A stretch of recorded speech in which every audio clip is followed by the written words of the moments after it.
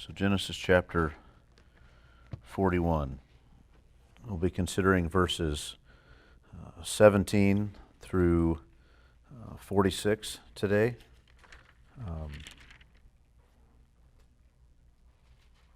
Kind of the middle section of this chapter. This will be where Pharaoh recounts his dream to Joseph. Joseph interprets and gives a message to him from God. And then Pharaoh responds by handing over everything to Joseph, which is really remarkable. So the title of the message today is Egypt Given to Joseph. Egypt Given to Joseph. As remarkable as it sounds at this point in the story of God's dealings with Joseph so far, and you consider the things we've seen so far, it is in fact what happens. This slave who was stuck in the prison pit of Potiphar is handed the keys to the kingdom of Egypt, along with instructions given to all the kingdom that they should bow the knee to Joseph in his presence. It's amazing. Joseph was second to Pharaoh only insofar as concerns the throne itself, we read. What a thing. That is, Pharaoh became rather like the Queen of England. Right? A figurehead only. Everything, if you wanted something done or something to, you needed some action, a decision to be made, go talk to Joseph. Pharaoh is he's just on the throne, but that's it. That's incredible. This is now the third time we've seen that in Joseph's life, right? We saw it with Potiphar, we saw it with the jailer, now we see it with Pharaoh. Joseph is over the house. He's in charge. There's only one distinction, that is the official title of the person he serves. The only way he's beneath them is just in their position only. This is significant, this what happens here about him becoming second to Pharaoh. It's significant, certainly for the fulfillment of Joseph's dreams more than a decade before, right? It's been more than a decade at this point. But it's also important for Egypt, as putting everything in Joseph's hands saved them from famine. Like if they'd have given, imagine if Pharaoh chose one of these other guys now what? He chose Joseph. And that saved Egypt from famine. And also all of this was a loud witness to the supremacy of Joseph's God over their entire system of religion. Right? We talked about that quite a bit last week. Pharaoh's response to Joseph's interpretation, when Joseph speaks to Pharaoh, I think, is as shocking, it should be as shocking to us as we read it, as Joseph's dreams were shocking and unbelievable and almost too much to believe to Joseph's brothers when he had those dreams. They said, so shall we bow down to you? Shall you rule over us? Shall our parents bow down to you? This will never happen. Well, when we read this, here's this guy in the pit, and he's just going to be summoned and cleaned up one day, come up and just tell Pharaoh, yep, this is what the dream means. And then now this guy, that's the guy who's going to rule over all of Egypt? We're just going to upend the entire greatest civilization on the planet at this time and give it to a guy who has been in prison this whole time as a slave? It's like the ultimate rags to riches kind of story. This doesn't happen. It's shocking, and you should be stunned. Imagine the whispers through the land of Egypt after this happened. He gave it to who? The Hebrew? Or at least he gave him an Egyptian name. It's crazy to think of what happens here.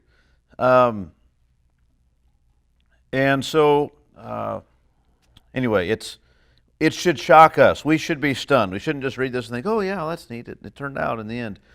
We should be stunned at this. And if you don't understand the magnitude of what happened when we go through this, you really miss so much of what we're meant to understand. So these things are important to understand if we're going to take away the right lessons from the story and make the right application in our lives. So we've got to understand really what's happening here. So with that introduction, then I would like to read verses 17 through 46, and then pray and dive into things and look at the material. So verse 17. Let's start in verse 16. Joseph answered Pharaoh, "It is not in me," so not me, but God will give Pharaoh a favorable answer, or an answer of peace, an answer for his well-being, for the well-being of Egypt. Then Pharaoh said to Joseph, "Behold, in my dream I was standing on the banks of the Nile. 7 cows, plump and attractive, came up out of the Nile and fed in the reed grass.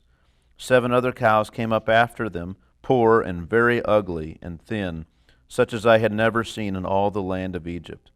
And the thin, ugly cows ate up the first 7 plump cows. But when they had eaten them, no one would have known that they had eaten them, for they were still as ugly as at the beginning. And then I awoke. I also saw in my dream 7 ears growing on one stalk, full and good. 7 ears, withered, thin, and blighted by the east wind, sprouted after them. And the thin ears swallowed up the 7 good ears. And I told it to the magicians, but there was no one who could explain it to me." And then Joseph said to Pharaoh, "The dreams of Pharaoh are one. God has revealed to Pharaoh what he is about to do. The 7 good cows are 7 years, and the 7 good ears are 7 years. The dreams are one. The 7 lean and ugly cows that came up after them are 7 years, and the 7 empty ears blighted by the east wind are also 7 years of famine. It is as I told Pharaoh. God has shown to Pharaoh what he is about to do. There will come 7 years of great plenty throughout all the land of Egypt. But after them there will arise 7 years of famine, and all the plenty will be forgotten in the land of Egypt. The famine will consume the land, and the plenty will be unknown in the land by reason of the famine that will follow, for it will be very severe. And the doubling of Pharaoh's dream means that the thing is fixed by God, and God will shortly bring it about. Now therefore, let Pharaoh select a discerning and wise man and set him over the land of Egypt. Let Pharaoh proceed to appoint overseers over the land, and take 1/5 of the produce of the land of Egypt during the 7 plentiful years. And let them gather all the food of these good years that are coming, and store up grain under the authority of Pharaoh for food in the cities, and let them keep it. That food shall be a reserve for the land against the 7 years of famine that are to occur in the land of Egypt, so that the land may not perish through the famine." This proposal pleased Pharaoh and all his servants. And Pharaoh said to his servants, "Can we find a man like this in whom is the Spirit of God?" Then Pharaoh said to Joseph, "Since God has shown you all this, there is none so discerning and wise as you are. You shall be over my house, and all my people shall order themselves as you command. Only as regards the throne will I be greater than you." And Pharaoh said to Joseph, "See, I have set you over all the land of Egypt."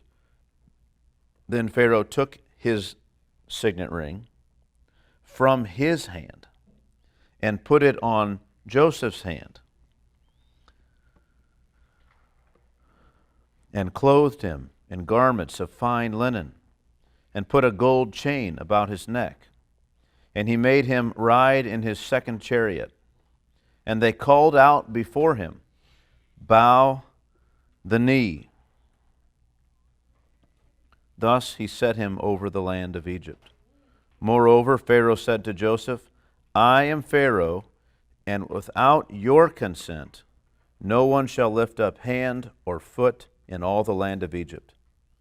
And Pharaoh called Joseph's name Zaphenath-Paneah, and he gave him in marriage Asenath, the daughter of Potiphar, priest of On. So Joseph went out over the land of Egypt. Joseph was 30 years old when he entered the service of Pharaoh, king of Egypt, and Joseph went out from the presence of Pharaoh and went through all the land of Egypt. All right, let's pray.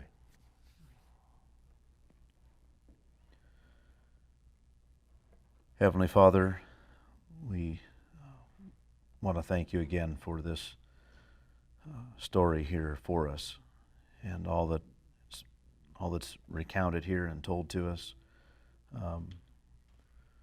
This was a pivotal story in all that you were doing in the world at this time and that you were setting up to do later. And so we want to understand it so that we understand our own redemption and the God who has entered into history to save and redeem mankind more fully. So please open your word to us. Help us to have a glimpse more rightly of the glory of God. In Christ's name we pray. Amen. Well, so as we begin then, the first section I would like to look at is just Pharaoh recounting his dream to Joseph. So verses 17 through 27. Through 24. 17 through 24. I don't know why I said 27. 17 through 24. Then Pharaoh said to Joseph, right? So it's kind of remarkable in verse 16, Joseph answers Pharaoh. Pharaoh says, hey, I've heard that you don't, like my other guys that have to, I have a dream and they need to hear it and they go and they do all their divining and all these different things and maybe it's a week later and they've got an answer for me or whatever it is that they do. The special incantations they say, the smoke they burn, the sacrifices they make, you have the ability, I've heard it told to me, that you are able to just hear a dream and provide the interpretation. And no one else can give me anything, so what say you? And Joseph answered and said, not me. The first thing he said to Pharaoh was to correct Pharaoh. No, you've misunderstood. You've got a wrong report. It's not in me. But God. God is the one. The great one. And he uses the name here for God, not Yahweh, and Moses uses the name here, Elohim, the supreme being, the one who's greater than all of these things, the great God over and above, in contrast to the God that you think you are and the God that exists here in Egypt. This is the God, the real God. He's come, and He, in fact, will give you an answer that will give for peace. You're distressed, you're concerned, you're worried, that you've got a dream is telling you something about what's to come, but no one can tell you what it means, just like the cupbearer and the baker had this problem before. They knew this meant something, but they couldn't learn what it meant. God will give Pharaoh an answer that makes for peace. Evidently, this was this contented Pharaoh, and Pharaoh just went in and said, okay then, and he began to speak to him the interpretation. I mean, it's not automatic that he was going to tell him what the dream was, but he told him. It's kind of a shock, really, that you could go to Pharaoh and just say, no, you've got it all wrong. I can't do anything for you. But my God can give you what none of your gods can. And He'll give you an answer that will help you. And Pharaoh is distressed enough, he's at the point where he will turn then even to a God outside of his own system of which he's in charge. He's looking anywhere for help. It's outside of his ability and outside of his control. No one within Egypt they have dreams before and they have people that interpret dreams, but this one they can't figure out. It's beyond them. And so Pharaoh opens up and he says to Joseph, behold, in my dream I was standing on the banks of the Nile.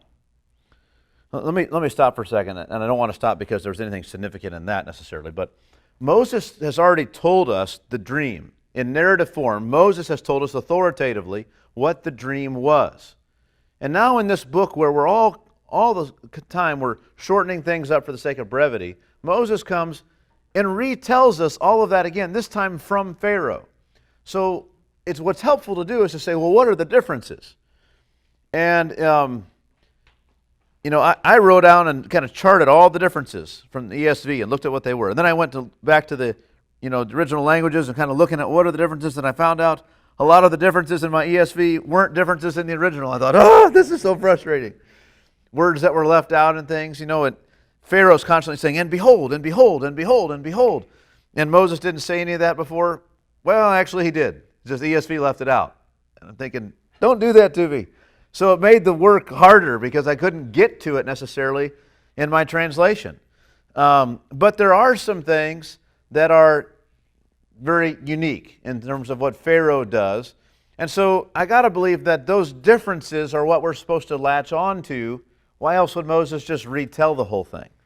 Why wouldn't he just say, and so Pharaoh told him his dreams, and he gave the interpretation, and this was the interpretation. So what are those differences? They're not many, they're very few, but and some of them maybe matter more than others, but let's look at it. So verse 17, then Pharaoh said to Joseph, behold, in my dream I was standing on the banks of the Nile. 7 cows, plump and attractive, came up out of the Nile and fed on the reed grass. 7 other cows came up after them, poor and very ugly and thin, such as I had never seen in all the land of Egypt. Those things, just that they're very ugly, and Pharaoh had never seen cows this hideous and poor looking and starved and just sickly in all of Egypt. And all of his time growing up, and all the land he's surveyed, and all the places he's gone, and all the things he's had to rule over and encounter, and problems he's had to solve, he's never seen any cow as sickly and grotesque as these were. It was disturbing. It was like zombie cows. I mean, it's like this sort of thing. Something's wrong here. It's the sort of thing that wakes you up in a cold sweat at night, right? You see these cows eat these others. And then the other thing that he says 7 other cows came up after them, poor and very ugly and thin, such as I had never seen in all the land of Egypt. And the thin, ugly cows ate up the first 7 plump cows. We read that before, but this is the new one. But when they had eaten them, no one would have known that they had eaten them, for they were still as ugly as at the beginning. They were still as grotesque, as thin, as diseased. Something's wrong with these things as at the beginning. You would think, well, these famished sack of bones, these cows would have come up, and when they ate the others, they'd been stuffed, right? Their cheeks would have been big because of all that they ate. But that's not what happened.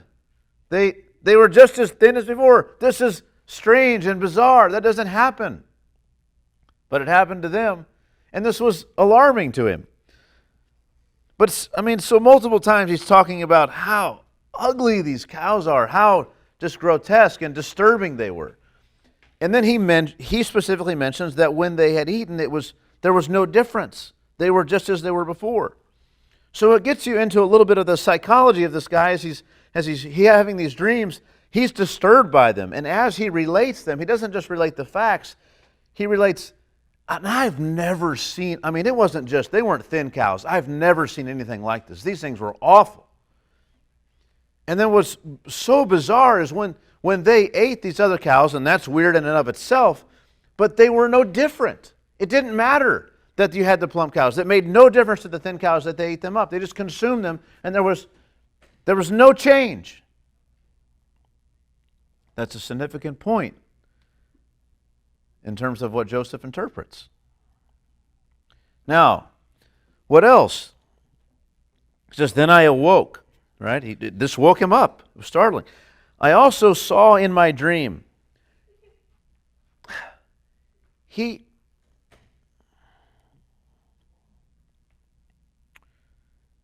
My dream, singular. He says, my dream. I also saw in my dream. He's talked about them as multiple dreams and as one dream. In other words, in Pharaoh's mind, he doesn't know conclusively that they're one dream, but he feels like it's like there's some one thing he's supposed to get from all this. And these things are tied together. And so now he says, in my dream, I saw in my dream 7 ears growing on one stalk, full and good. 7 ears withered, thin, and blighted by the east wind. That's his insertion. Blighted by the east wind. Right? Blighted by the east wind. That wasn't said before. No, sorry. Thin and blighted by the east wind was said before. I'm kind of getting ahead of myself here in terms of some of the notes I have.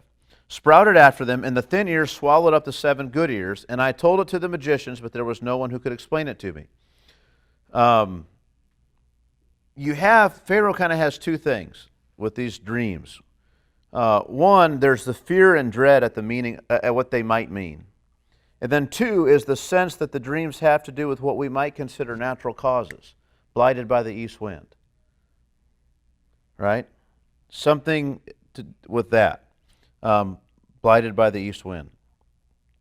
Now, then he immediately tells Joseph, and I told it to the magicians, but there was no one who could explain it to me. That word magicians, don't think of the guy, rabbit out of a hat, abracadabra, smoke and saw a woman in half. That is not what we mean. There wasn't a court jester.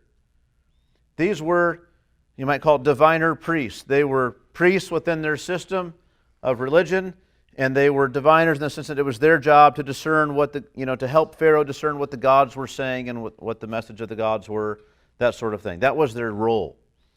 And so he told it to all of those men, and nothing. These were his most trusted counselors and his, those men he kind of leaned on in these sorts of times. None of them could say anything to him. So that's where we're at now. That's Pharaoh recounts his dreams to Joseph. Now then, verse 25, Joseph interprets the dream and provides Pharaoh with God's message. This is verses 25 all the way down to 36. You remember that Joseph answered Pharaoh.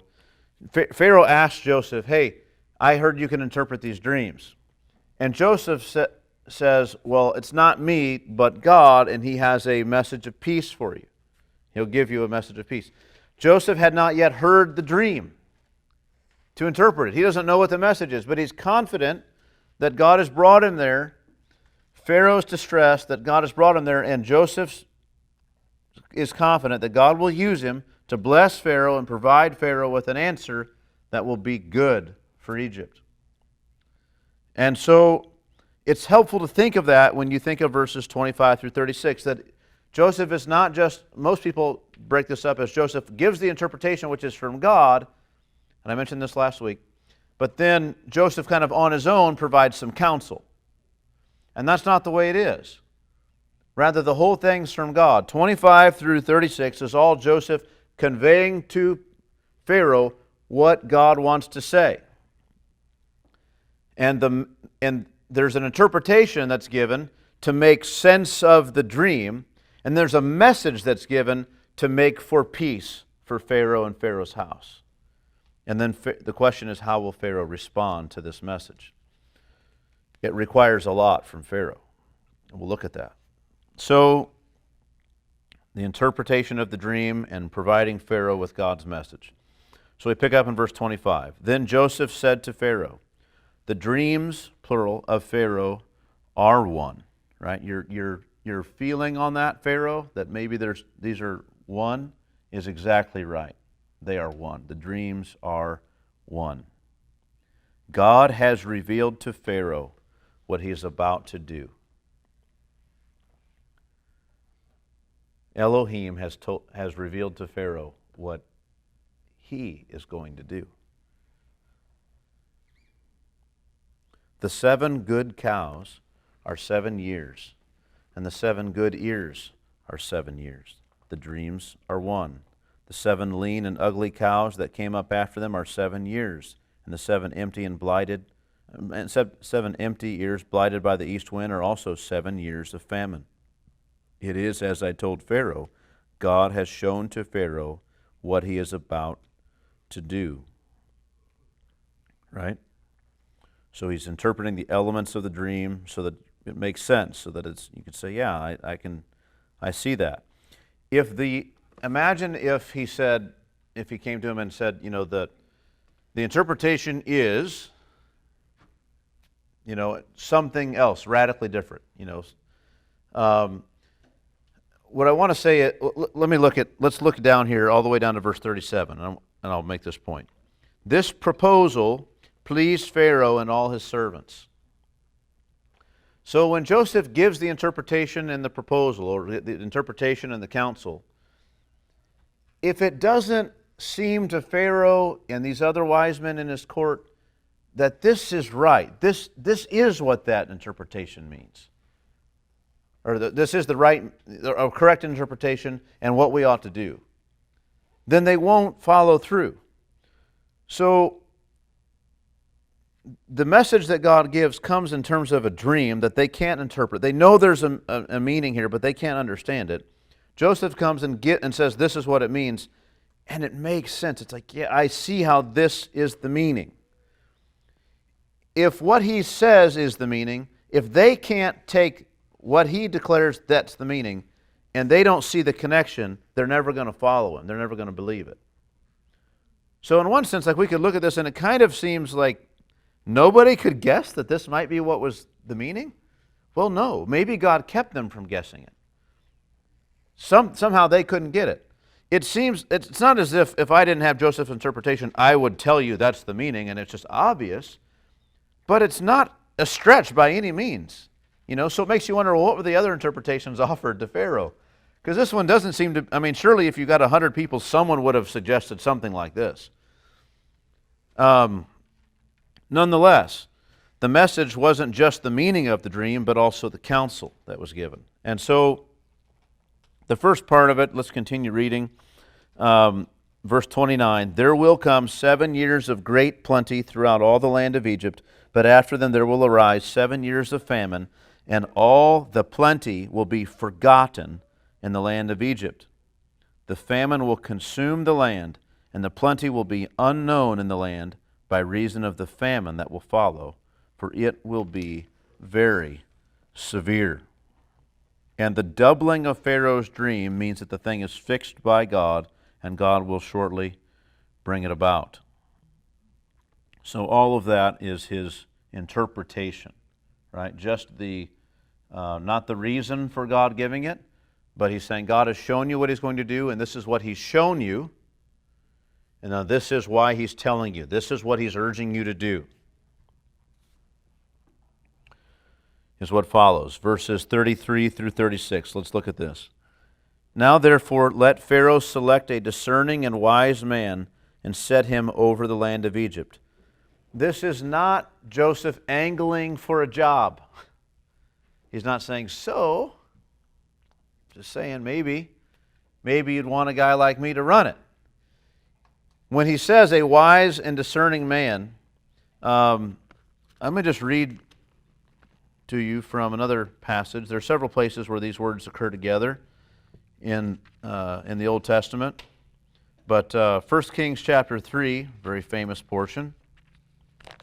1 Kings chapter 3, verse 12, this is Solomon, prays for wisdom. And God answers in verse 10, it pleased the Lord that Solomon had asked this. And God said to him, because you have asked this and have not asked for yourself long life or riches or the life of your enemies, but have asked for yourself understanding to discern what is right, behold, I now do according to your word. Behold, I give you a wise and discerning mind, so that none like you has been before you, and none like you shall arise after you. A wise and discerning mind. And Joseph says, what does he tell him? Let Pharaoh select a discerning and wise man, a wise and discerning man, and set him over the land of Egypt. Now, Pharaoh had previously, he's got a court full of these guys, and these servants that are in the room here listening, they're the same ones who later, all of the servants that pleased Pharaoh and those servants, they're the same magicians and wise men, same word exactly used, wise men, in verse 8 of chapter 41. He told it to all of his wise men. None of them could give him an interpretation. They're in the room. So when Joseph says, let him choose a wise and discerning man, it very well may be pick out whoever your best guy is here and put him in charge. And all those people say, yeah, that sounds good to me. Not realizing Pharaoh's going to respond and say, you, because it doesn't say that, it says, this proposal pleased Pharaoh and all his servants. And Pharaoh said to his servants, we're not going to find a guy like this. And then Pharaoh says to Joseph, set him up. He's in charge. Or you're in charge. And you wonder what the other people were thinking, the other wise men in the land. Well, why not me? Right? Well, because you didn't know the meaning. You didn't know what we should do. God has shown it to this man, and because God has shown it to this man, we should do what he said. We should put him in charge. He's God's man. Let's follow him. let's hitch our wagon to Joseph's character, even if he is a prisoner in my prison. Now, look at this call to action again, as I say. Let Pharaoh select a discerning and wise man and set him over the land of Egypt. Let Pharaoh proceed to appoint overseers over the land and take 1/5 of the produce of the land of Egypt during the 7 plentiful years. So he's saying, look, now therefore, this is what the call is. Pharaoh should do this. Select a wise and discerning man and set him up over the land of Egypt. He should also proceed then to appoint overseers over the land who would be underneath this other guy, right? And take 1/5 of the produce of the land of Egypt during the 7 plentiful years. Now, there's a lot of question as to what this phrase means. Like, not, what does, if I asked you, what does take 1/5 of the produce of the land mean? There might be some dispute about maybe how we do it, but it's pretty obvious. But the actual question is what the words mean. Do they mean take 1/5 of the produce of the land? And you may have a footnote. The Samaritan version of the Old Testament and the Septuagint both say over the land and organize the land. Over the land and organize the land. So different ways this is taken. And I want to give you kind of both options here, and so you understand kind of what we're talking about. So if it means let Pharaoh proceed to appoint overseers over the land and take 1/5 of the produce of the land of Egypt during the 7 plentiful years, then what it means is impose a 20% tax on all the Egyptian people over the whole every land that you control, and take 20% every year, right? That's what it would mean. I'm okay with that. That's the way I'd always taken it before, and that's fine. Pharaoh's free to tax his people how he wants. It's a little bit interesting way, to think of how are we going to protect the kingdom? Well, we're going to increase the taxes during these plentiful years and store it all up and take it from you all, and then later, what we've taken from you when you need it, we're going to say, pay up. And you're going to say, with what? Like with everything, with your very lives if you have to. It seems like a good way to get a revolt to me. So, but where would you turn, right? What are you going to do? They've got the power of the sword. So I want to read it another way. And all these guys say that they're not looking for another way to read it. These are people who are just total nerds and just grammarians and they just care about old languages, and they're saying this is probably what it means. And they're really arguing for it. And they've argued successfully enough that pretty much all Bible translations now at least include this as a very likely meaning of the words. I don't know enough about it to be convinced one way or another. But so the other way to take it, set up these other overseers over the land and organize the land into fifths. Well, if that's what it means, I think it could very likely mean take all of, kings within their kingdom have all these privately owned lands that are theirs. I think it would mean something like, take all of your land that you have, Pharaoh, all that belongs to the king, during these 7 years. Organize these men, set them up over it, and their job will be to take all the food that comes from all of your lands and store it up over against these 7 years that are coming. And it's going to be so plentiful that there's going to be so much grain that comes in. And that is what we will then use in these 7 years of famine. That sounds really good, like a good way to understand it. The question there I would have is, does Pharaoh currently own enough land privately, have direct control over enough land, that the harvest from this would be enough for all of Egypt, yea, even most of the known world, to come and get grain during the 7 years of famine? That seems like a lot. Although it does seem that during these 7 years of famine, it became increasingly bad. It's not like the food just ran out in a day and you had 7 years to provide food for everyone. So maybe the years of famine, it wasn't that there was nothing coming, it was just that it was not near enough to survive on. You had to supplement it. And then the next year was even worse, and then it was worse, and then it was worse. And so maybe there would be enough. So there's difficulties both ways. I'm not sure exactly what it means or what to say. But we know later in Genesis A couple chapters later, we read about Joseph, the people coming to try to buy more land, and they eventually sell their land. But the way they sell it is they give it to Pharaoh, and for an everlasting 20% tax of the produce. And it seems like an odd thing to be imposed upon them if they were already doing it, at this point, unless everyone understood that was just going to be for these 7 years, 7-year term, something like that. So there's moving parts with however we understand this, and I just want you to be aware of it. But so exactly what that would mean in verse 34 is not exactly obvious, but however it is, there's going to be a massive storing up of grain and of produce during these 7 years, whether it be from Pharaoh's land or a percentage of whether it be all of Pharaoh's land or all of what they gather as a percentage from all the land. Either way, they're going to store all this up. And then verse 35, and let them gather all the food of these good years that are coming and store up grain under the authority of Pharaoh, or literally under Pharaoh's hand, for food in the cities, and let them keep it. Well, that's what do you mean, let them keep it? We're going to store it up and put a hole in the bottom or something and let it drain out? Or like, what do you mean, and let them keep it? Keep literally meaning let them guard it. Because people are going to try to get this grain. When you have it all stored up, they're going to try to steal it. And we can't have that. So we'll set up armed guards to kill people who come in to do that. Right? To protect it. So when the famine comes, it doesn't matter if they're hungry. They can't get the grain because we've got it guarded and secured. And let them keep it. That food isn't to be taken by anybody. It shall be a reserve for the land against the 7 years of famine that are to occur in the land of Egypt, so that the land may not perish through the famine. Does anyone have something other than the word perish? So that the land may not perish through the famine. Anyone else have anything other than... That's frustrating. So it's literally so that the people may not be cut off through the famine. So that they may not be cut off through the famine. Cut off. If you just say so that people don't die, it sounds like they're going to die of starvation.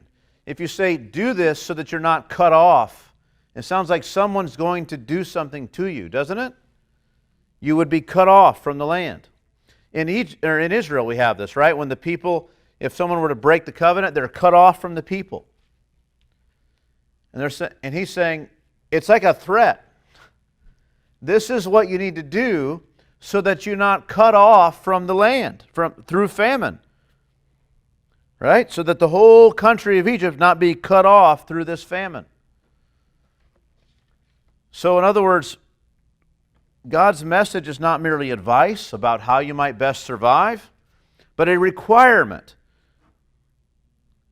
whose defiance will perhaps have great consequences from God. Not only will the people not survive, they'll be cut off. And this is what's staggering. All the way through in Joseph's speech to Pharaoh earlier, his short answer, and then his interpretation now about what God will do. God will do this, and then God's going to do that. And God is certain it's going to happen. There's nothing you can do about it. And He's going to do it quickly. There's no way to get around it. And if you don't listen, and this is what God is saying you should do, and if you don't do it, you'll be cut off. Whew. Can you imagine speaking to a king this way? Listen to the words of God or else. And it's incredible that he says it this way. And then look at the response. Verse 37, this proposal pleased Pharaoh and all of his servants. And it's staggering. I would have thought he got thrown back in prison for speaking to Pharaoh in such a way. But Pharaoh listens. It's incredible that he does, but he does.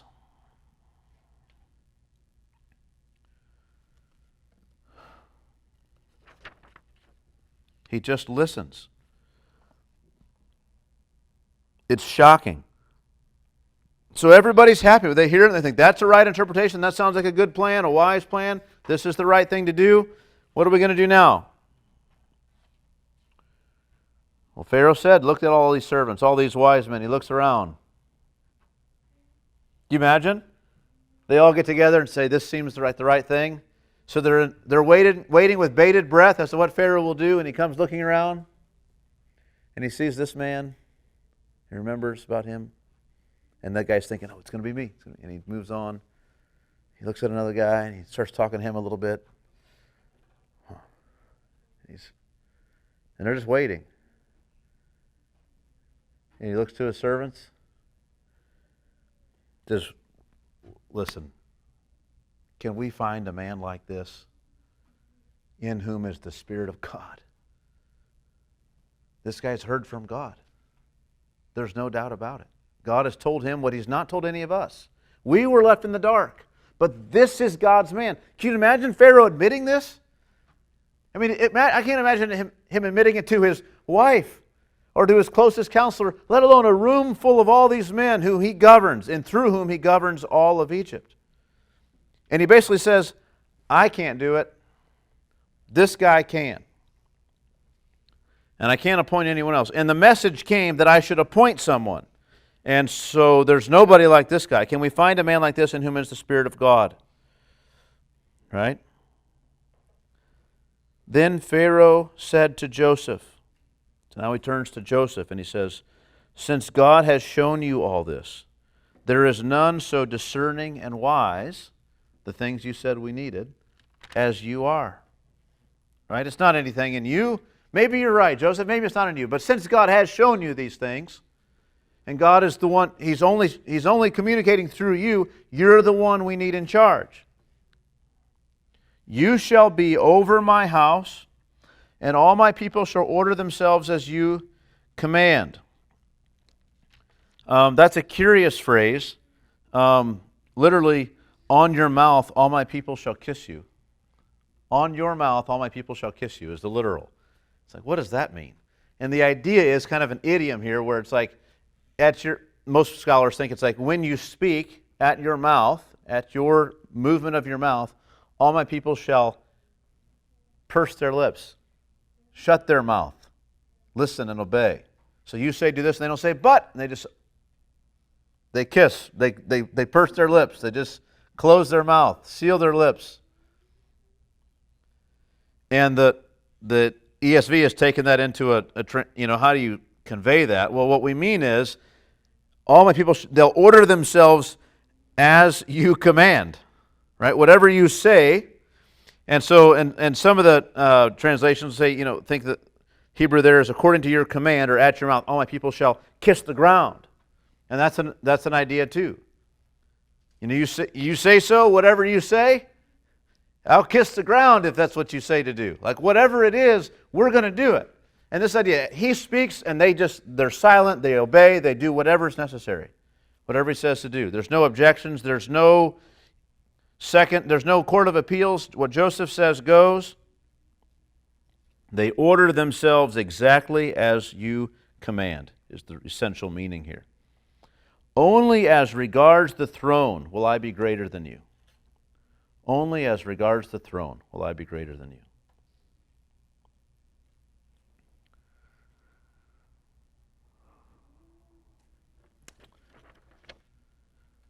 What else?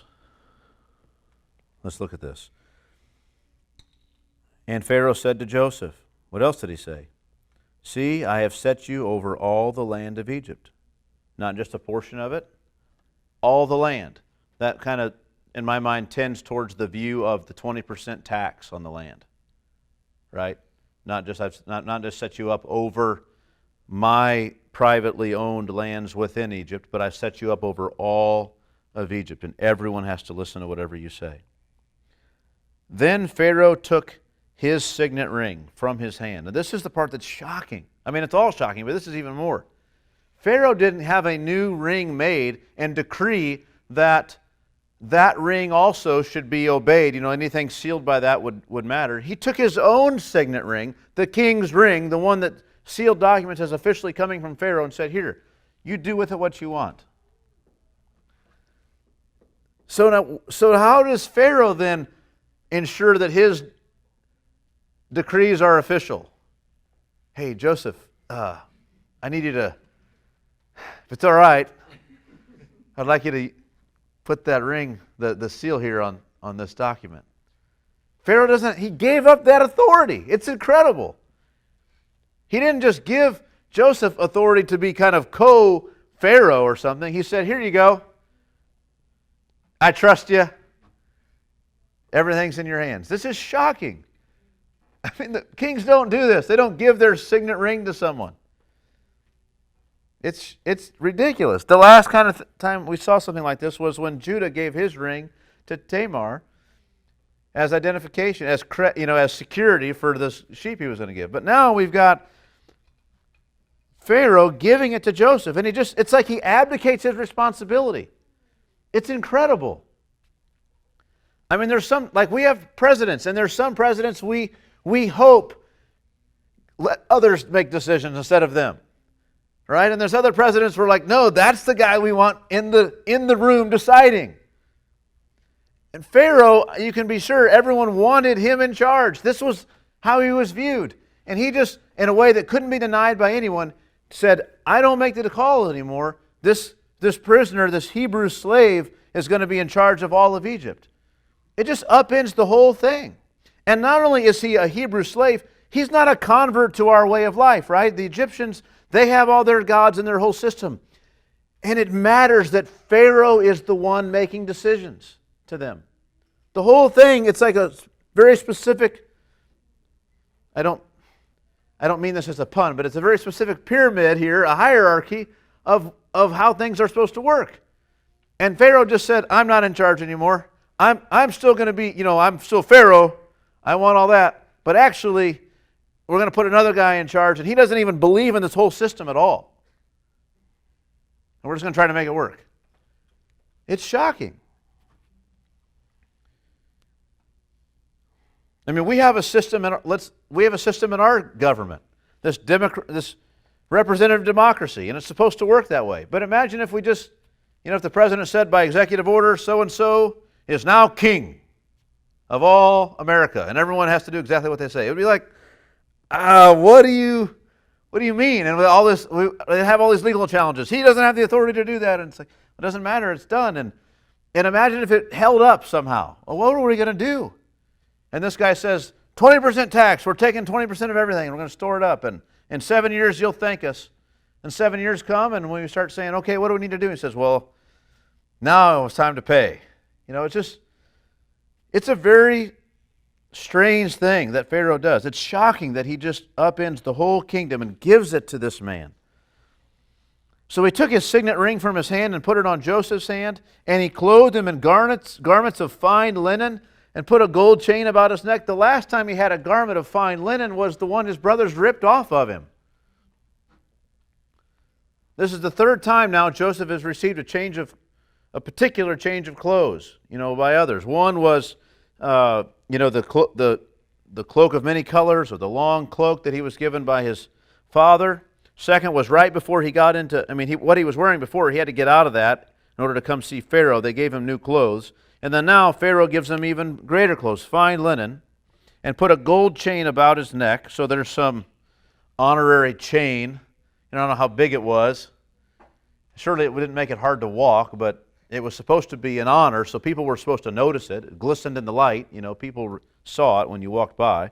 You've seen, I'm sure, depictions of people, of high officials in Egypt who would have this gold chain, and it would have like metal bars almost off of it that came off, and it would really, probably something like that.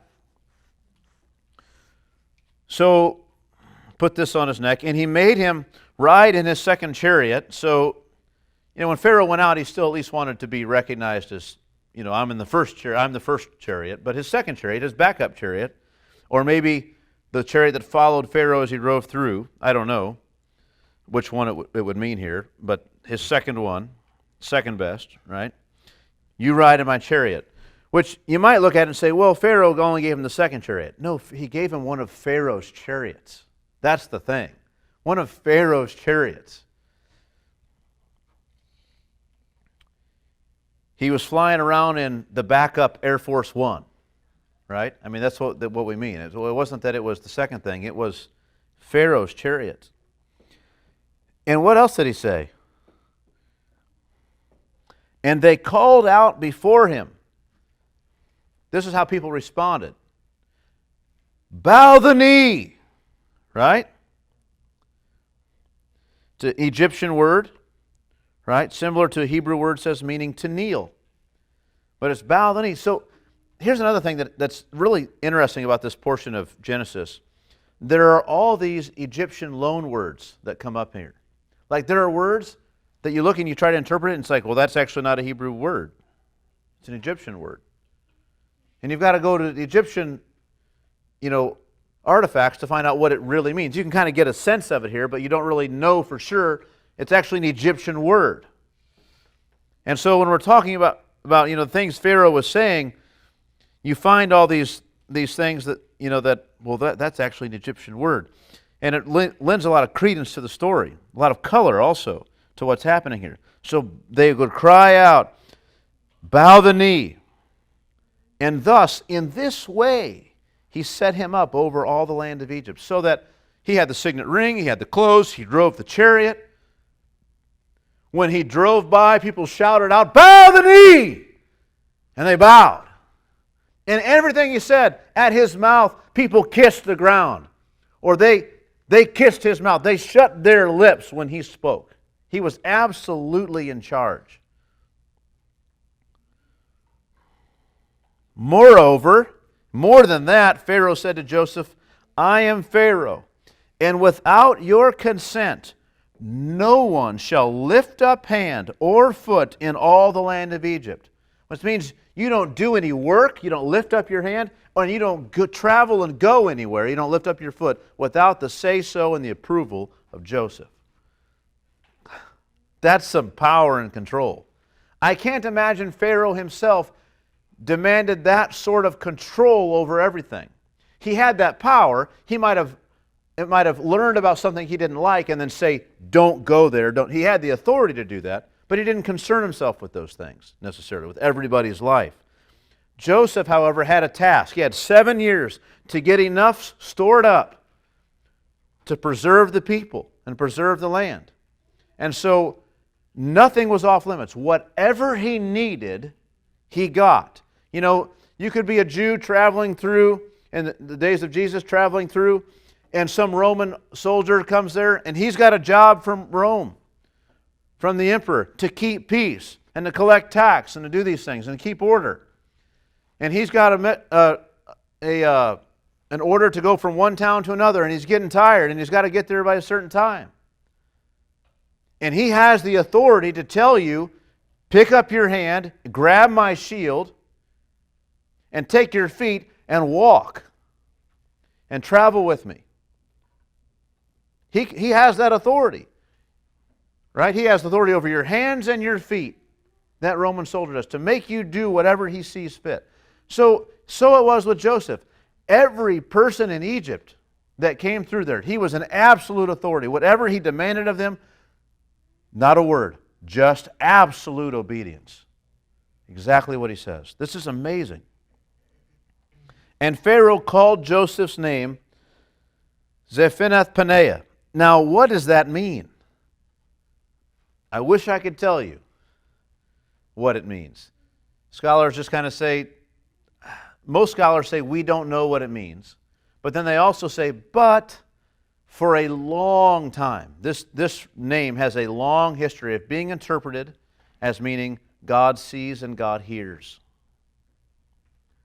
God sees and hears. Or sorry, not sees and hears. Lives and sees. God lives and sees. And that, I hope that's what it means. I would love it if that's what it means. I don't know that's what it means, but it would make sense. Because let me say this. The pushback against that, to say, well, it probably doesn't mean God lives and sees, is that you might say, well, that sounds like Pharaoh is really capitulating here and kind of saying, oh, this God is the real God. He lives and sees, and he's not kind of clinging to his Egyptian system. And maybe that's a step too far. Maybe he didn't really do that. The skeptic would say, that's a nice little way of saying it, but that probably didn't happen. And also against that interpretation is just that we don't really know for sure. Like, the better scholarship has gotten, the more uncertain they are of that really being the meaning. It's just kind of, well, we don't really have much evidence for that. But for that translation, I want to argue for it, and my argument is this. Let's say we don't have the name here. Is it any less impressive about how overwhelmed Pharaoh was with the reality of what Joseph's message was and the wisdom of it, and how much he upended all of Egypt and gave it over to this guy and advocated his own responsibility, took the ring off and gave it to him? It's shocking. I shouldn't be surprised if it gives him a name that says, this guy's God is alive and he sees what's going on. He's aware. He's able to see things that our gods aren't able to see. That's not surprising at all. But also notice it's an Egyptian name. So it's not as if he just abandons everything. He assigns him a new name, doesn't let him keep his Hebrew name, gives him an Egyptian one. But that Egyptian name also does acknowledge that yet who this Joseph's God is. I think it's perfectly fitting with everything we've seen so far. And he gave him in marriage Asenath, the daughter of Potiphar, priest of On. So Joseph went out over the land of Egypt. Potiphar, you remember? Potiphar? His name meant belonging to this god, to the god Rod. Now here there's this girl given in marriage, Asenath, who's the daughter of Potiphar, priest of On. Such a similar name. You've seen the connection with all these kinds of things, how similar their culture is with all this. So Joseph went out over the land of Egypt. So he gave him a wife. And what's the symbolic nature of that? Well, typically you'd give, a king would give wives to other dignitaries, other kings who he wanted to make peace with.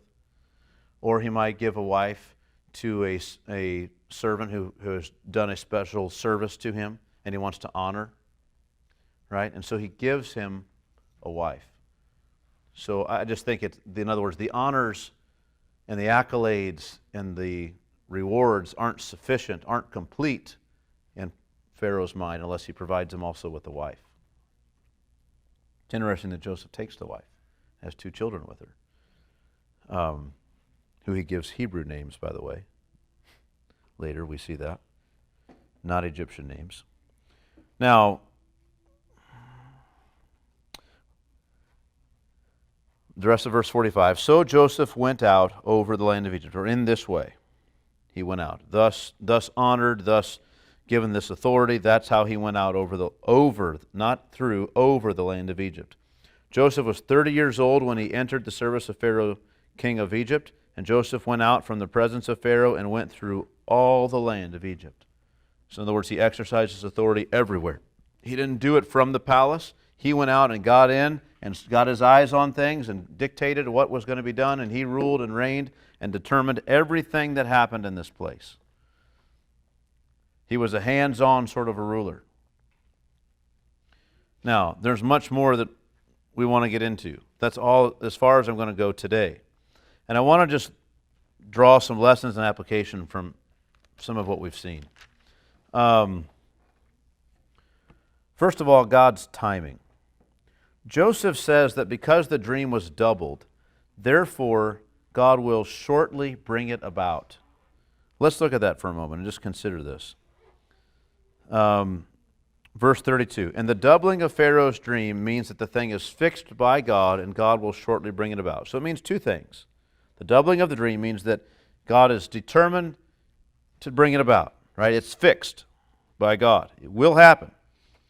And it means God will shortly bring it about. And we just got to stop there and think about this. What does that mean for Joseph's understanding of his own 2 dreams more than a decade prior to this? So he's telling Pharaoh, when God gives a dream and doubles it, it means it's absolutely going to come to pass. And you'd want to argue with Joseph, no, it doesn't. Don't you know? The last dream you saw doubled was your own dreams, right? And they've not come to pass. You've been in prison. You've been in a pit since then. You've been in chains, literally, many times, for much of the time. What do you mean it's fixed? You're supposed to be king. Your brothers are supposed to be bowing down to you. He says it's fixed.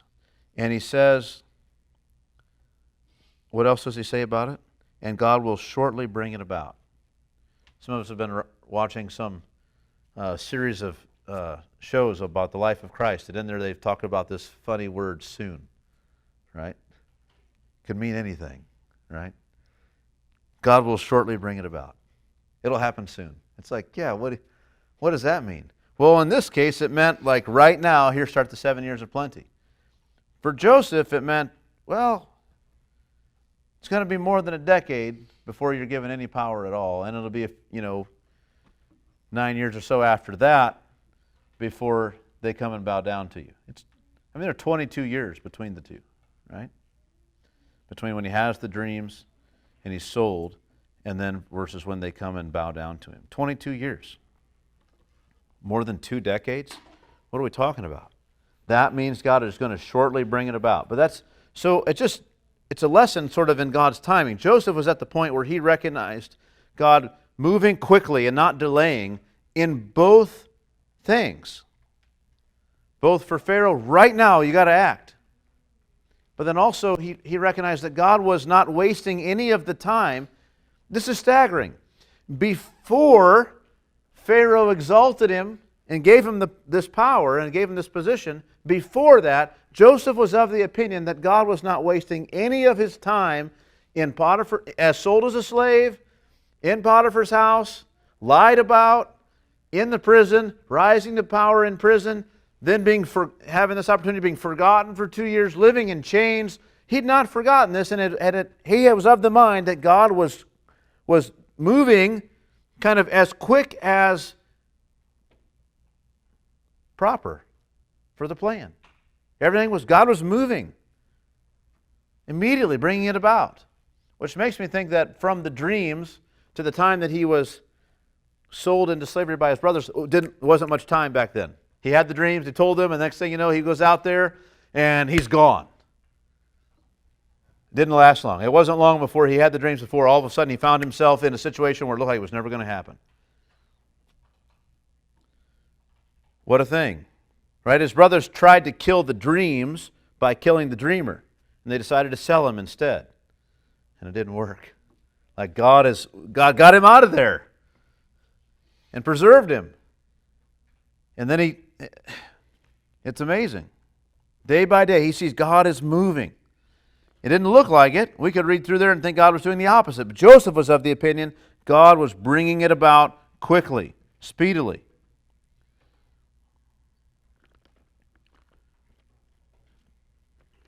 I want to read from Psalm 105, which speaks directly to this, which many of us know it. Psalm 105. You want to turn with me there, verse 19. I'll start in verse 12, just so you get a sense here. This is the psalmist is recounting God's work with the people of Israel all the way back from Abraham and on. And he says, when they, that is the people of Israel, when they were few in number, of little account, and sojourners in it, that is in the land, the promised land, wandering within that place from nation to nation, from one kingdom to another people, he allowed no one to oppress them. He rebuked kings on their account. This would be like Pharaoh of old and Abimelech, saying, touch not my anointed ones, do my prophets no harm. Later, when he summoned a famine on the land and broke all supply of bread, he had sent a man ahead of them, Joseph, who was sold as a slave. And what about Joseph? His feet were hurt with fetters, right, with chains. His neck was put in a collar of iron, until what he, that is what God had said, came to pass, the word of the Lord tested him. The king sent and released him. The ruler of the people set him free. He made him lord of his house and ruler of all his possessions, to bind his princes at his pleasure and to teach his elders wisdom. What a thing. This is what God did. But during this time, during the timing of God, which seems to take so long in Joseph's case, until what he had said came to pass, the word of the Lord tested him. So he's in there all this time, remembering his dreams, convinced they're from God, persuaded God's going to do it, but he's dealing with all these things in his life that seem to go opposite. And the whole time, God's Word is testing him. Will you believe me? Will you keep hope? Will you keep faith? Will you honor me? Will you obey me? Will you abandon me and serve these false gods? What will you do? And the Word of the Lord was testing him. And he continued to believe. As soon as he comes before Pharaoh, he said, not me, God. Right? He's concerned with God, to testify to God.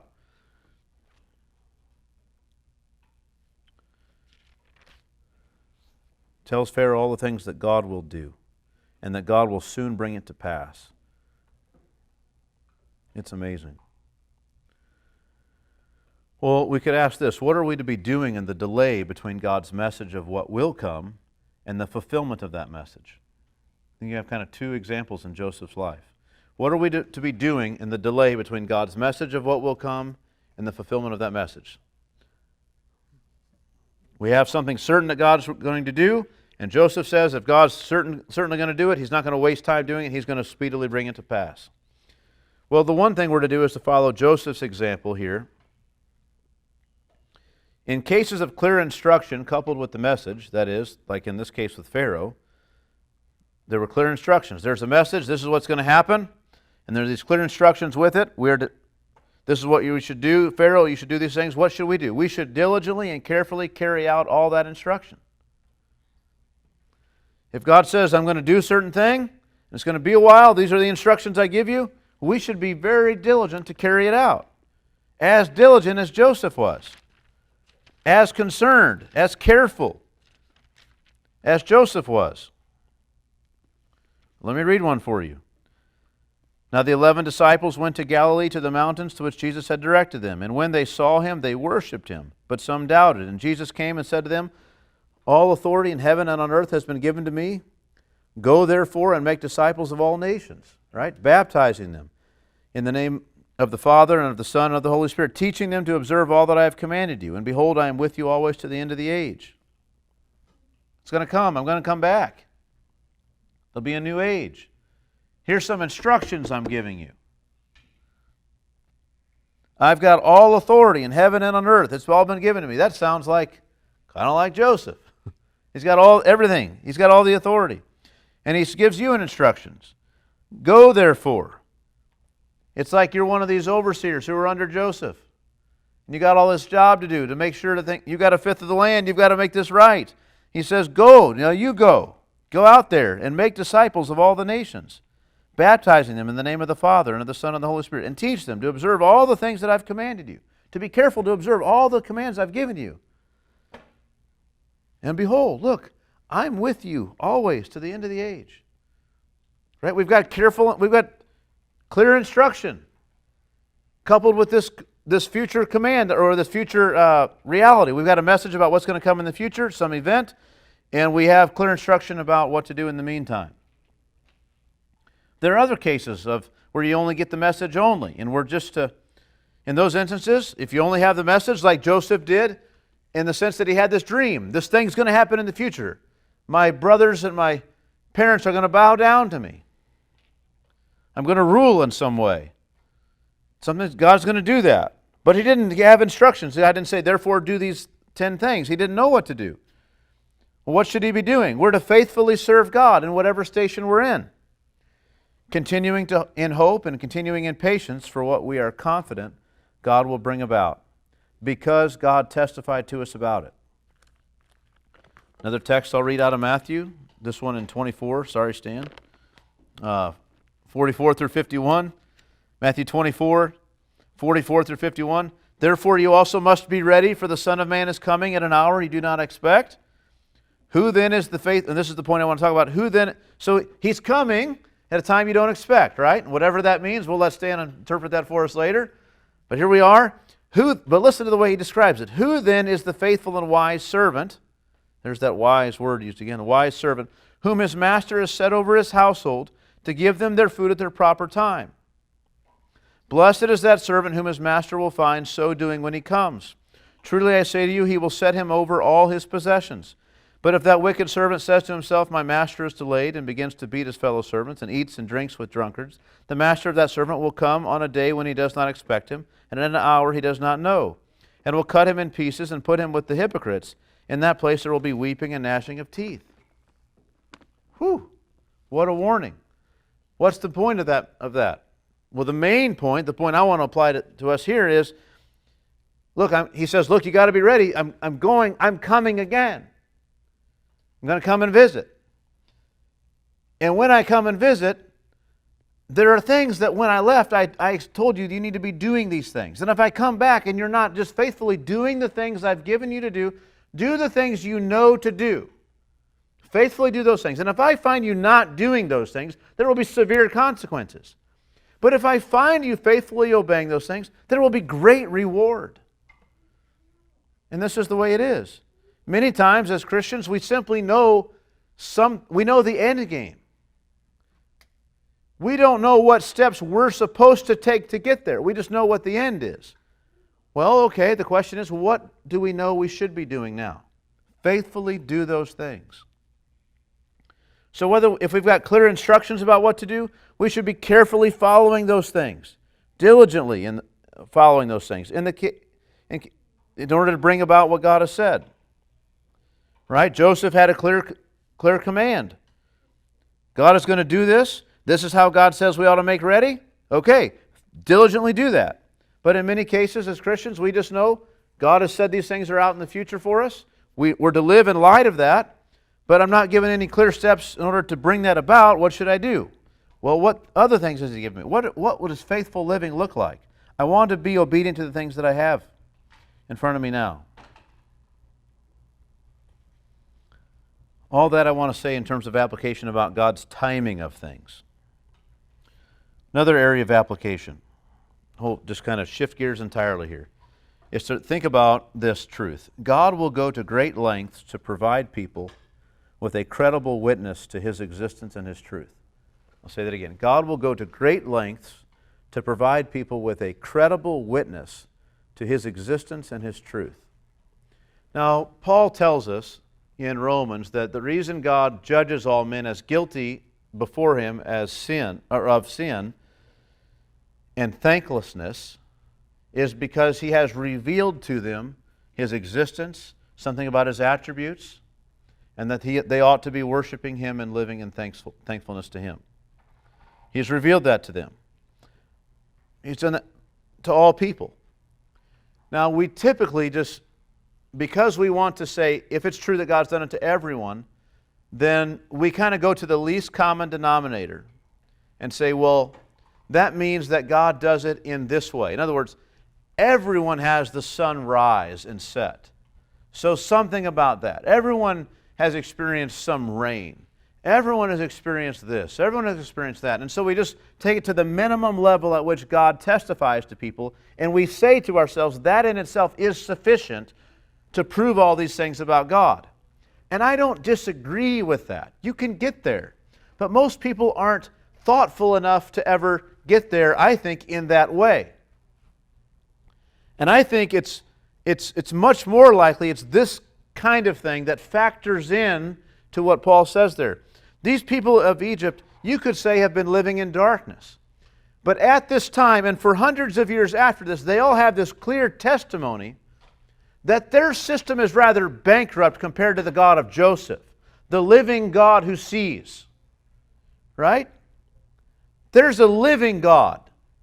When the other gods are silent and have nothing to say, and they don't answer our prayers, there's a God who comes with a message, not just a message of what will happen. He can predict the future. He has knowledge of things we don't know, but whose message, whose intention is for our good, is to bless us. It's to preserve us from the terrible things. This is a good God who sees us, has His eye on us, and wants to give us blessing. They have evidence of all of that. Nobody in Egypt is left without this. Why are they bowing the knee to this Hebrew man? Why is he in charge? Well, because of his God and the message and the things that his God did for us and is doing for us. And it's not until hundreds of years later that a Pharaoh forgets all of that. It's incredible. And so God goes to great lengths to provide people with a credible witness to His existence and His truth. Joseph was not a great man in their eyes. He was this foreign Hebrew slave. It was perhaps the first time in the kingdom that Pharaoh appeared to all of them as utterly helpless. None of their gods were of any use. The dream was of such a nature to demand definite and immediate action. And they were paralyzed with they couldn't do anything. Yet this God came and gave a message as to what it meant. He gave the dream, He gave the interpretation, He gave the counsel, He provided the man to rule. God did all of that. He warned them He gave them 7 years of blessing to prepare for the bad thing to come. If they would be diligent and follow His word, absolutely. If they would listen carefully to the words of God's man, they could be saved from the destruction that was coming. Is this sounding familiar to you? I hope it is. There's a pattern here. What a thing. And Joseph was the one put in charge. God will go to great lengths to provide people with a credible witness to His existence and truth. You couldn't have been in Egypt and not realized something about this God of Joseph and something about the emptiness of all the Egyptian system. Joseph was not studying carefully. He wasn't trained by the scholars of Egypt in how to do these things. He was just faithfully doing the task he was given all the time. Whether it be keeping care of prisoners and cleaning their floors and giving them food, changing their garments, delivering messages, all while in chains himself, right? Psalm says that. You wore a yoke of iron around his neck for years, right? Had his feet in chains as well. He wasn't living high on the hog. He was a prisoner. Or whether it be as a slave, initially just trying to faithfully clean out the stall and then being recognized as doing that well. Maybe you could do this other thing well. And then before you know it, he's in charge of everything. Just faithfully doing what's in front of him to the best that he can, trying to please his masters, was prepared for this. He became the man, God's chief witness in his time. We could ask the question, how might God use you? Paul writes to Timothy, now in a great house, like maybe God's house, there are not only vessels of gold and silver, but also of wood and clay. Some are for honorable use, some for dishonorable. Therefore, if any, you say, well, I want to be used for an honorable use. I want God to use me for an honorable purpose. He says, therefore, if anyone cleanses himself from what is dishonorable, he will be a vessel for honorable use, set apart as holy and useful to the master of the house, ready for every good work. Right? When I want to serve God faithfully and be used in some way, well, cleanse yourself from what is dishonorable. You do that, you will be a vessel for honorable use, set apart as holy, useful to the master of the house, ready for every good work. You tell me, of the 12 brothers, the 12 sons of Israel, which one could God use? Well, there was only one who was free from what was dishonorable. It was Joseph. And in order to get him to Egypt, all this stuff had to happen. In order to get him to Pharaoh in such a way that all of Egypt would know about who God was, it had to come from a nobody, a despised sort of person. It had to come in a way that it couldn't be seen as coming from the Pharaoh or from the Egyptian gods. We had to have deliverance another way. In order to insulate the people of Israel from becoming slaves for hundreds of years, in order to do that, to let them prosper in Egypt, they had to have the goodwill of the people of Egypt for hundreds of years. Well, that had to be a lasting impression. And we got one here with Joseph. It's amazing. It was, again, it's not until we find that this lasted for hundreds of years until finally some Pharaoh didn't remember about Joseph. He didn't think about Joseph. And that's when you're not concerned about honoring Joseph and you're not aware of the lessons you should have learned from what happened during his time, well, then you don't care at all about these people. And how would you treat them? Well, as slaves, because we're fearful that they're going to overrule us or overpower us in some way, overrun us. So this is how we treat them. It's amazing. God will go to great lengths. How might He use you? Are you an object He can use? What else? How might He consider, still on this thing about the lengths God will go to provide people with a credible witness to His existence and truth, how might He raise up and lay low nations? I mean, whole nations. God's not concerned with building up Egypt. He tears them down in a few hundred years. He's not building Egypt. He's building another kingdom. He's setting pieces in place to provide for a lasting kingdom. It's like Nebuchadnezzar there. He's got this great kingdom. He thinks he's something great. And he's given this dream about how his own kingdom is going to be destroyed, and it's going to be divided, and it's going to be changed over, and all these different kingdoms are going to come. But there will come an eternal kingdom. God's not concerned with all those other things, except inasmuch as they pave the way for what He's doing later. God will go to great lengths. It's not all, let that be a warning. I don't think there are any in this room, but, those believers who are all about God and country. I'm definitely for God, and I'm not against the country, and I want to in many ways be for our country. But it's not God and country. It's just not. It's just God. God's not concerned with those kingdoms. Last bit of application here.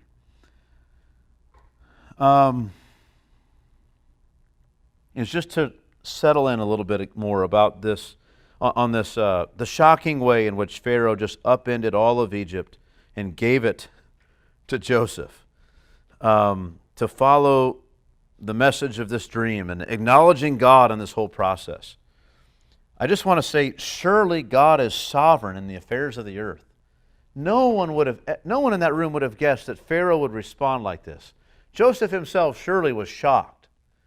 I mean, he might have had a sense that because of his thinking about these dreams and that God was going to be faithful to them, that somehow he might get out of this some position. He might be freed from prison. Maybe in another 10 years he's worked for one of these guys and he's earned a name for himself and he's got a position of power. And somehow his family will come and something will work out in that way to fulfill the dream. But the idea that he would be absolutely in charge, that Pharaoh is just now, he's a paper king, right? That's all he is. A Pharaoh in name only. For all of the things for which we used to look to Pharaoh, look to Joseph. You need a word from the gods? Ask Joseph. You need a message from the gods about how to order our land, to preserve things? Ask Joseph. What a thing. I think of, and I'd like you to turn with me to Proverbs chapter 21 and verse 1. And this will be the last thing we do here. Proverbs 21, verse 1. The king's heart is a stream of water in the hand of the Lord. He turns it wherever He will. Right? The king's heart is a stream of water in the hand of the Lord. He turns it wherever He will. Now, until today, I'd always had a certain image in mind about this text until I read this Adam Clark's commentary on it just in passing. I just was like, oh, what does he say? And I was like, man, that's excellent. I was unaware of that. I should have been aware of that. I never actually studied this text, and so I want to read to you some of his comments on it. But I'd always had in view, I don't know why, but the idea that the king's heart is a stream of water in the hand of the Lord. Like the Lord has this stream of water and He just directs it where He wants. Like you might turn a faucet on and you put your hands here and you can kind of turn it one way or another, or you turn a hose on and you put your hand to direct the flow one way or another, right? I've kind of had that in my mind. But here, listen to this. Adam Clark says, the Lord is the only ruler of princes. He alone can govern and direct their counsels. But there is an allusion here to the Eastern method of watering their lands, of irrigating. Several canals are dug all from one stream, and by opening a particular sluice or like a wooden slot here, the husbandman, the one who caring for all the plants, can direct a stream to whatever part he pleases. You got the stream, he opens it up and it goes down this canal, and then to that one, or maybe this week he doesn't want that one, he closes this, he opens this, and now it goes this way. Right? He can do all of that. So the king's heart, wherever it turns, or to whomever he is disposed to show favor. As the land is enriched with the streams employed in irrigation, so is the favorite of the king by his royal bounty. And God can induce the king to give that bounty to whomsoever he will. The king's got all this. He's that stream of water, and he's just in the hand of God. And now all the bounty of the king over this way for his people. And then now over here. And then that's enough of that, and he closes there. Now I want the king to be favorable to this guy. Close that up, and we're going to open on the other side.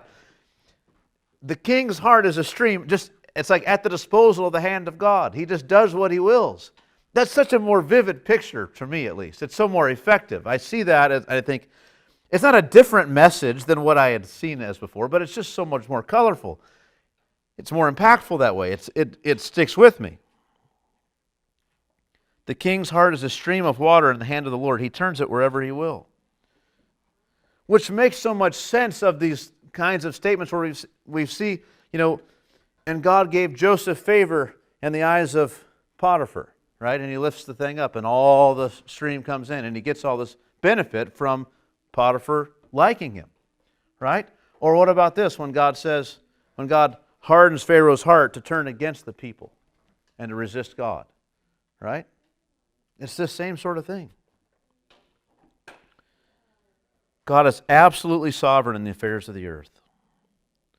Beloved, so just the direct application, the people in this world, and we can think about the leaders who are over us, whose decisions and whose opinions and whose changing moods have massive decisive power in your life, are all like a stream in the hand of God. And He determines where they run and who benefits from the decisions they make.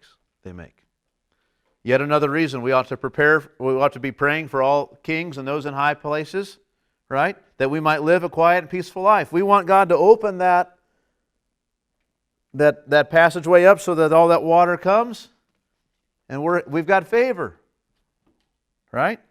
We want laws and such that are favorable to us. Not because we just want to live a good life, but because this is a good thing when we're able to live quiet and peaceful lives. Not have this opposition and the persecution that so many Christians have endured throughout history. So God's able to do that with them, but then also in this text, Proverbs 21:1, the king's heart is a stream of water. The idea is, again, and I've talked about this before when I've mentioned this passage, is you ought to have in your mind of kings being great men of strong will and capacity, strong minds, strong wills. They're the people you want in leadership.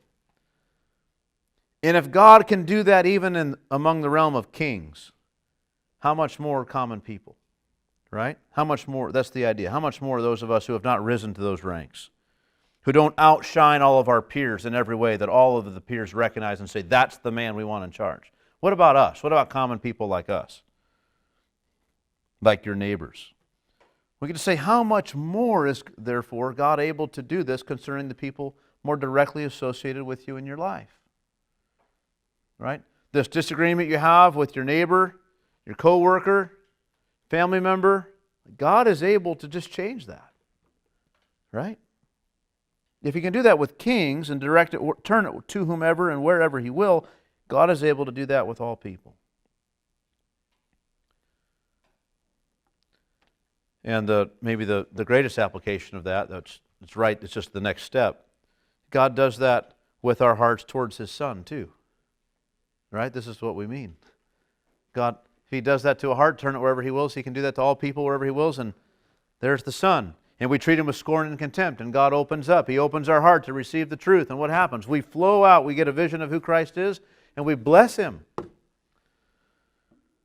with our heart and our lives.